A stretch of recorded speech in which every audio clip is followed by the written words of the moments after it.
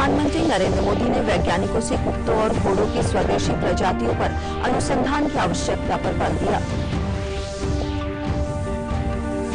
प्रदेश में कोरोना संक्रमितों के मिलने का सिलसिला जारी, पटना सिटी के कई इलाके सील। गुरु पूर्णिमा पर आज प्रदेश में हुए विभिन्न आयोजन, श्रद्धालुओं ने लगाई गंगा में डुबकी।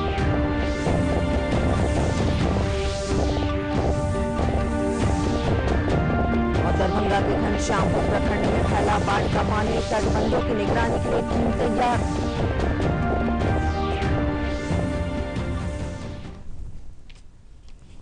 नमस्कार, मैं स्वस्तिका और अब समाचार विस्तार से। प्रधानमंत्री नरेंद्र मोदी ने वैज्ञानिकों से कुत्तों और घोड़ों की स्वदेशी प्रजातियों पर अनुसंधान की आवश्यकता पर बल दिया है।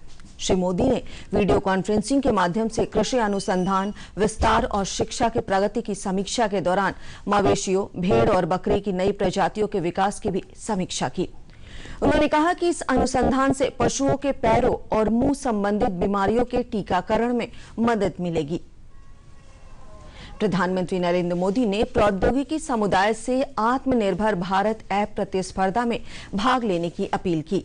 प्रधानमंत्री मोदी ने लिंक्डइन पर लिखी गई एक पोस्ट में कहा है कि e learning, work from home, gaming, business, मनोरंजन, कार्यालय कार्य और सोशल नेटवर्किंग के मौजूदा ऐप को बढ़ावा देने के लिए तथा नए ऐप विकसित करने के लिए सरकार पूरा सहयोग देगी। बात करते हैं कोरोना की। प्रदेश में सक्रिय कोरोना मामलों की संख्या बढ़कर 2880 हो गई है। पिछले 24 घंटों के दौरान प्रदेश में कोरोना के 546 नए मामले सामने आए हैं। स्वास्थ्य विभाग के अनुसार ठीक होने वालों की संख्या बढ़कर 8488 हो गई है। उन्होंने बताया कि पिछले 24 घंटों में 277 कोरोना रोगी ठीक हुए हैं।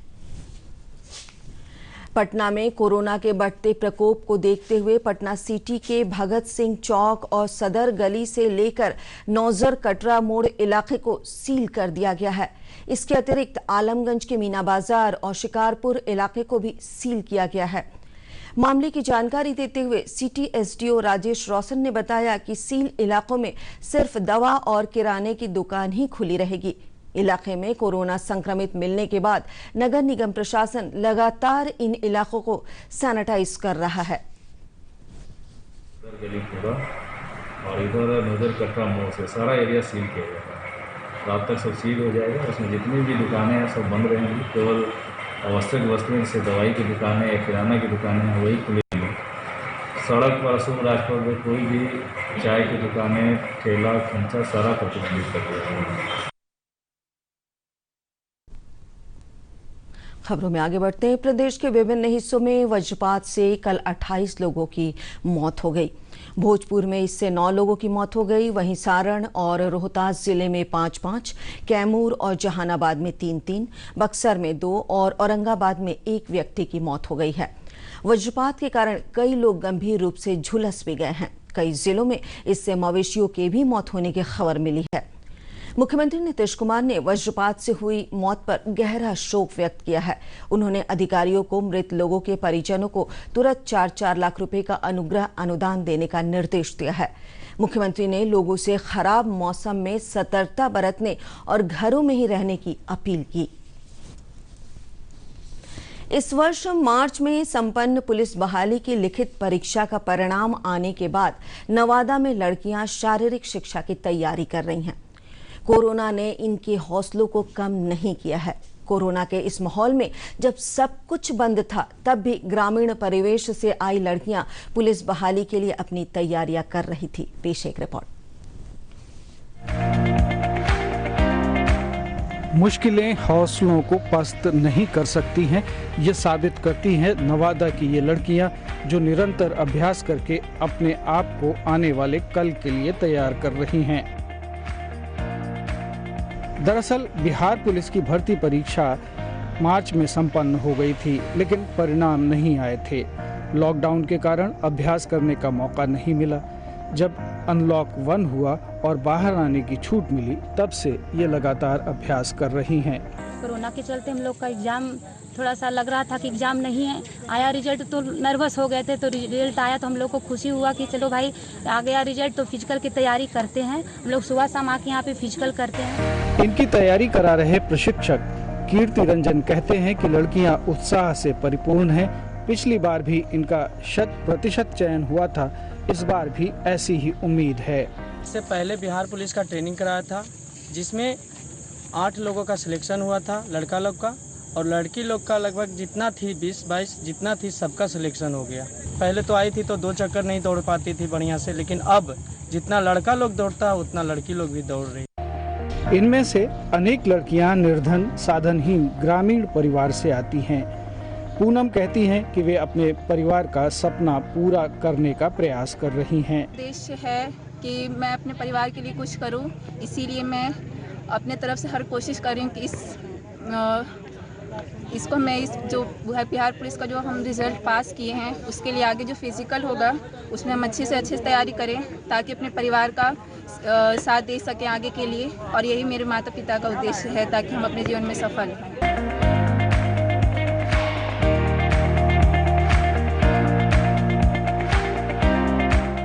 इन साधारण सी दिखने वाली लड़कियों का हौसला असाधारण है। प्रतिभा और प्रयास जब मिलते हैं तो सफलता अपने आप ही मिल जाती है। नवादा से अशोक प्रियदर्शी की रिपोर्ट, दूरदर्शन समाचार, पटना। आज गुरु पूर्णिमा है। इस अवसर पर राजधानी पटना समेत प्रदेश के विभिन्न जिलों में कई कार्यक्रम आयोजित किए जा रहे हैं।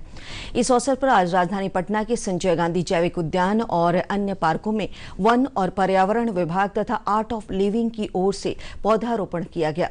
पौधा लगाने के बाद विभाग के प्रधान सचिव दीपक सिंह और संस्था से जुड़ी मीरा सिंह ने बताया कि लक्ष्मी तरु नामक ये पौधा औषधीय गुणों से युक्त है और इससे हमें 24 घंटे ऑक्सीजन उपलब्ध होती है। पटना के चिड़ियाखाना में भी और इसके अलावा 2-3 और पार्क जो हैं वहाँ पर पौधारोपण किया गया है। लक्ष्मी तरु नामक पौधा है जो औषधीय पौधा है, इसके बहुत सारे गुण होते हैं। तो ये आर्ट ऑफ लिविंग के सहयोग से हम लोगों ने आज यहाँ पौधारोपण किया है। इस अवसर पर ऐसा कौन गुरु होंगे या ऐसे कौन से भगवान होंगे जिनको हम पूछते हैं, जो कि वृक्ष के नीचे बैठ के आराधना नहीं किए हों या ध्यान नहीं किए हों। इसलिए आज का दिन ये बहुत महत्व है हम लोग के लिए, खास करके हमारे लिए, जो हमारे गुरु हर चीज़ से संपन्न है, हर चीज़ का सेवा करना चाहते हैं, और इसमें गाछ वृक्ष पर्यावरण भी आता है।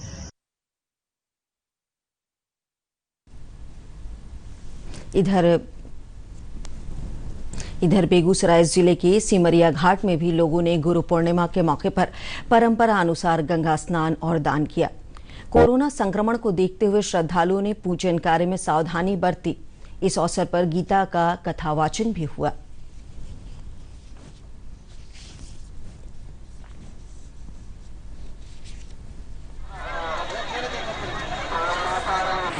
भारतीय संस्कृति के उद्धार के लिए, भारतीय संस्कृति के विस्तार के लिए भगवान वेदव्यास का बड़ा विशेष सहयोग रहा। इसलिए संपूर्ण संप्रदाय के भारतवास की समस्त संत महात्मा इस आयोजन को, भगवान व्यास की जयंती को गुरु पूर्णिमा के रूप में मनाते हैं। प्रदेश में जारी बारिश के बाद दरभंगा जिले के घनश्यामपुर प्रखंड के कई पंचायतों में बाढ़ का पानी फैलने लगा है। बाउर पंचायत के निचले इलाकों में पानी फैलने के बाद लोग सुरक्षित स्थानों पर जा रहे हैं। निचले इलाकों में पानी आने के बाद किसानों के धान और सब्जियों की खेती में नुकसान हुआ है। इसके अतिरिक्त पशुधन के लिए भी चारे की व्यवस्था मुश्किल हुई है। अंचल विकास पदाधिकारी दीनानाथ कुमार ने बताया कि प्रभावित लोगों को सुरक्षित स्थान पर पहुंचाने और उनके भोजन के लिए सामुदायिक किचन की व्यवस्था प्रशासन की ओर से की गई है। सामान्य है, पानी जो है अभी नदी के पेट में है। हाँ, कुछ जगहों से वो रसियारी पुल से पानी कटान से आकर के वो कुछ गांव के आसपास को वो घेर लेती है। बाकी पानी अभी सामान्य है, खतरे की स्थिति नहीं है।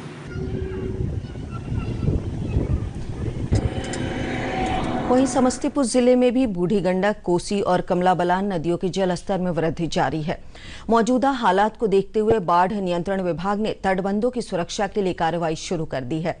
बाढ़ नियंत्रण अंचल के अभियंता शशि रंजन पांडे ने बताया कि तटबंधों की सुरक्षा के लिए होमगार्ड के साथ साथ अभियंताओं की भी तैनाती की गई है।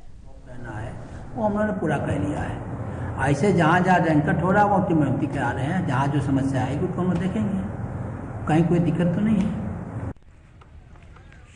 कटिहार जिले के दिलारपुर पंचायत के कृष्णा नगर से गांधी टोला तक तटबंध निर्माण का कार्य पूरा कर दिया गया है। मामले की जानकारी देते हुए जिलाधिकारी कंवल तनुज ने बताया कि जिले से संभावित बाढ़ को देखते हुए जिला प्रशासन इस तटबंध निर्माण पर निगरानी रखे हुए थी और उनके मुस्तैदी की वजह से तटबंध निर्माण समय अवधि से पहले पूरा हुआ है।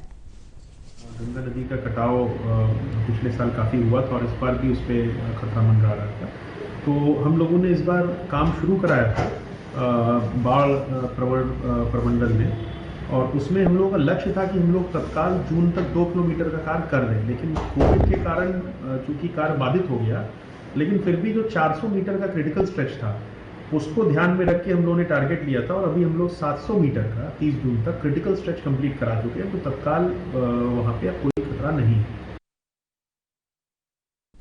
राष्ट्रीय जनता दल का 24वां स्थापना दिवस समारोह आज मनाया गया। प्रतिपक्ष के नेता तेजस्वी यादव के नेतृत्व में पार्टी के वरिष्ठ नेताओं और कार्यकर्ताओं ने आज अपने आवास से साइकिल रैली निकाली और पार्टी ऑफिस तक गए।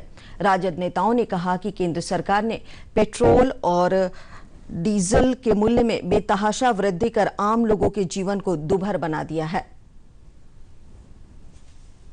पार्टी कार्यकर्ताओं ने आज हर एक पंचायत में साइकिल की सवारी कर बढ़ती महंगाई का विरोध किया। और अब 3 मिनट में 10 खबरें।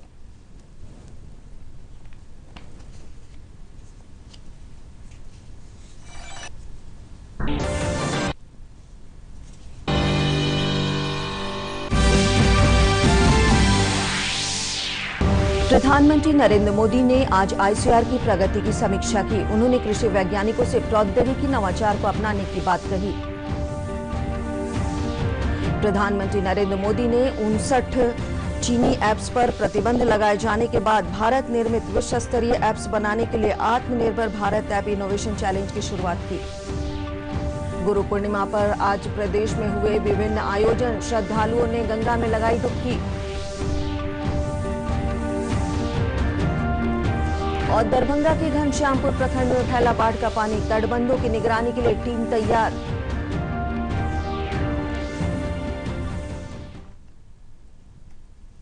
इसके साथ ही प्रादेशिक समाचार का ये बुलेटिन समाप्त हुआ। नमस्कार।